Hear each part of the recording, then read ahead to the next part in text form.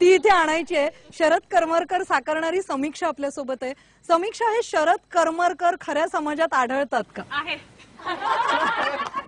माझा शरद करमरकर आहे इथे। ओके, पण खरं सांग, आणि हे लोकांना जरा समजावून सांगे, शरद करमरकर नेमके कोण आहेत? हा एक स्वप्नातला प्रत्येक स्त्रीच्या, म्हणजे जिचं लग्न झालेलं आहे, एस्पेशली मी असं म्हणेन, कारण त्याच्यात उल्लेख आहे की माझा नवरा जेव्हा माझ्या आतमध्ये शिरायचा तेव्हा मी विचार करायचे की माझ्या नवऱ्याला काही घेणं देणं नव्हतं, म्हणजे मी कशी आहे, मला मी मूड मध्ये आहे किंवा नाहीये, किंवा माझा विचार तो करतोय की नाही ह्याच्याशी त्याचं काही घेणं देणं नव्हतं, त्याला फक्त सुख हवं होतं, दॅट्स इट। पण शरद करमरकर असं आहे की ज्यानं मला पहिल्यांदा सांगितलं की तुझी योनी ही सुंदर गोष्ट असते।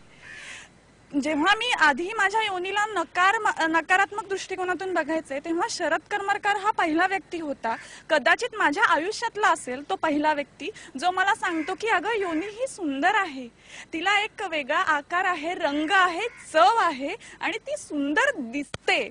मला वाटतं ही एक खूप मोठी पॉझिटिव्ह गोष्ट आहे प्रत्येक स्त्रीसाठी की माझी योनी ही सुंदर गोष्ट आहे आणि मला तिचा अभिमान वाटला पाहिजे। कारण लहानपणापासून मी याच ह्याच्यातून गेली आहे की माझ्या आजीनं, माझ्या आईनं सगळ्यांनी सांगितलं की योनी ही घाणेरडी गोष्ट आहे, आणि मासिक पाळी आल्यावर तर बापरेच, म्हणजे काहीतरी फार मोठंच काहीतरी झालं, त्यामुळे तिथे हात लावायचा नाही। म्हणजे नाटकाच्या ह्याच्यात मी म्हणतेय की आम्ही प्रॅक्टिस घरी करतो। माझ्या मुलांना हे नाटक पाहिलं, त्याला नाटक पूर्ण पाठ आहे। तर माझा मुलगा 5.5 वर्षाचा आहे आणि तो असा उभा राहतो कुठेही आणि तो कुठेही सुरू करतो। आणि त्या दिवशी आम्ही, म्हणजे प्रॅक्टिस नुकतीच संपली आमची, आणि प्रॅक्टिस संपल्यावर तो आला बाहेर आणि मला म्हणला, आई चूत म्हणजे काय? माझे सासू सासरे आहेत तर ते थोडे असे बावरले एकदम की चूतचा अर्थ कसा सांगायचा ना ह्याला। मी म्हणलं, अरे चूत म्हणजे ही सुंदर गोष्ट आहे, माझी नुन्नी आहे, तुझी नुन्नी कशी आहे तशी माझी नुन्नी आहे। मग तो म्हणला, मग तुम्ही नाटकात गाणं का म्हणता चूत चूत चूत चूत?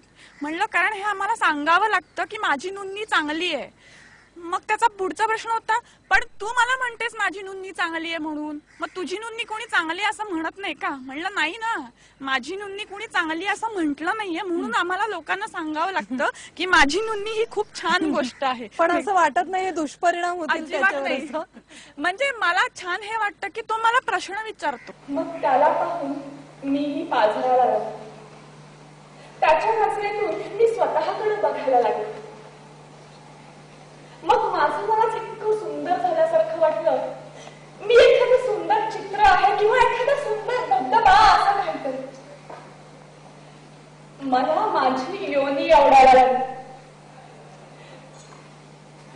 फुलून आले। तरुण मुलं आहेत त्यांना बोलायचंय, बोला। ह्यांनी